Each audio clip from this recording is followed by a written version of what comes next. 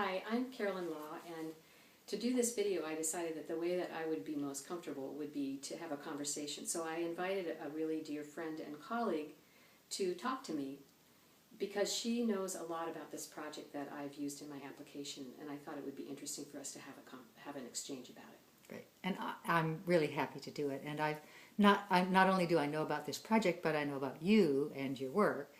And I think for someone just reading the application, they might not have a sense of who you are as an artist and how that plays into why this is why an artist is doing this. Well, I think for me the critical issue is that for as long as I've been a working artist, it's really been important for me to engage in the larger world and to have my way of thinking about the world, people's role in the world, what their experiences are, what they remember, what has meaning for them. I have found that the best way for me to engage with those kinds of questions and issues has been to work outside the limits of the art world per se. And I've been able to really explore that through the public art process in particular, because it's expected that you engage with communities and with people from different agencies and the people who are designing the projects. And the projects are always in what we call the public realm, or in what we call our common space. And those places and that process of researching and listening and examining really pulls out of me, I think, a really genuine and authentic creative response. And that always to me seems like it's the essence of being an artist. And yet the result isn't a piece, it isn't a project that sits there that people can walk around and look at when you're not there. Right. So what is it you're after? Sometimes it is a product, you know, that end result can be what you might call an art product.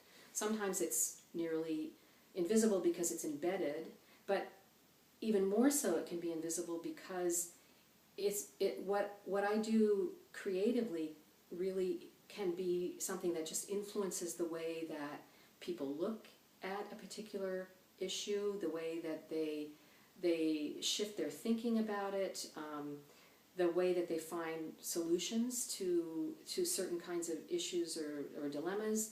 And that ability to act as a catalyst or creative spark in the examination of what it is that we're dealing with, I think is really parallel to the kind of process that you use in the studio.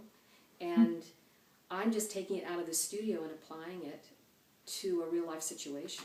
In a minute or so, can you say something about how you have taken that into Southern Oregon and where you see that so far? Because it's only beginning, I know that.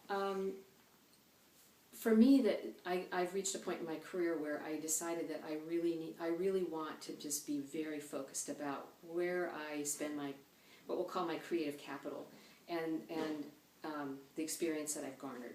And I decided that approaching this group in Southern Oregon, who has been working so diligently around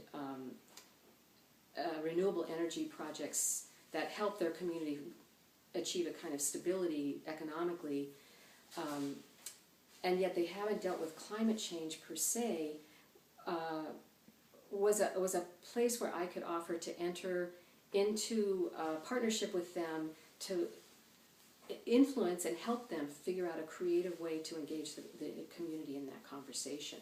And I guess that's the long and short of it. That I'm not expecting to make products, I'm expecting to be a creative catalyst in the unfolding of these events in their community, and hope that it leads to something pretty extraordinary. And I think it can.